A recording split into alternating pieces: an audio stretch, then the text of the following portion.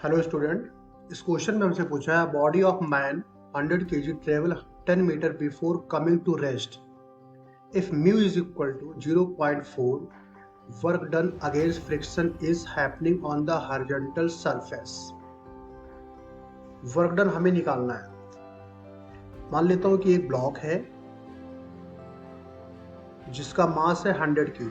100 kg का एक block है जो ट्रेवल कर रहा है इस डायरेक्शन में। मान लिया कि इसका एक्सीलरेशन a है, तो इस दौरान इसका नीचे लगेगा वेट mg और नॉर्मल रिएक्शन लगेगा ऊपर n।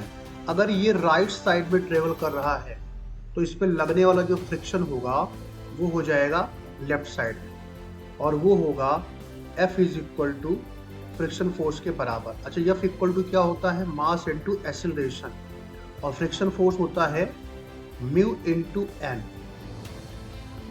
M into A is equal to हो जाएगा म्यू इंटू एन की वैल्यू क्या होगी? एन जो होगा वो एम जी को बैलेंस करेगा। इट मीन्स एन की जगह पे हम पुट कर सकते हैं एम जी। एम से m cancel, so a is equal to mu into g. अब हमसे क्वेश्चन में ये बोला है कि 10 मीटर वो ट्रेवल करता है बिफोर कमिंग टू रेस्ट। इसका मतलब क्या हुआ? इसका मतलब ये हुआ कि फाइनल वेलोसिटी हो जाती है 0।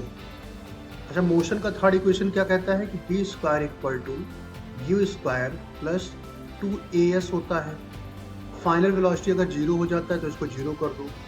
इनिशियल u है मान लिया, तो you square plus 2a, s की वैल्यू दे रखा है आपको 10 मीटर, तो ये 10 ले लो। अब यहाँ से यू स्क्वायर इक्वल टू हो जाएगा -2a इंटू 10।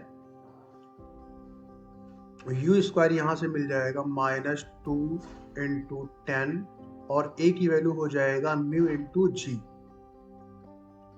ये हो जाएगा -20, म्यू की वैल्यू है 0.4 और g की वैल्यू अगर हम 10 ले लें तो ये हो जाएगा -80।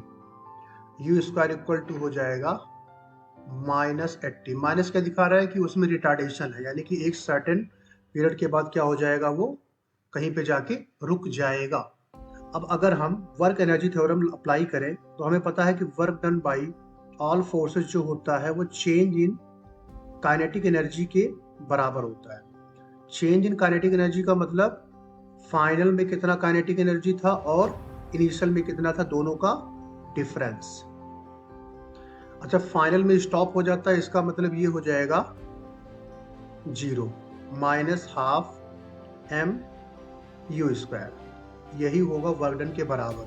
अब अगर हम सिर्फ मैग्नीट्यूड की बात करें तो W इज इक्वल टू हो जाएगा हाफ m, कितना है 100, और u स्क्वायर की वैल्यू जो मिली है वो 80 मिला है। अगर हम सिर्फ मैग्नीट्यूड की बात करें तो यहाँ से हो जाएगा 2 से 100 कैंसिल होगा तो ये हो जाएगा 50, यहाँ से आ जाएगा 4000 जूल। अगेंस्ट फ्रिक्शन जो होगा वो होगा 4000 जूल। Thank you.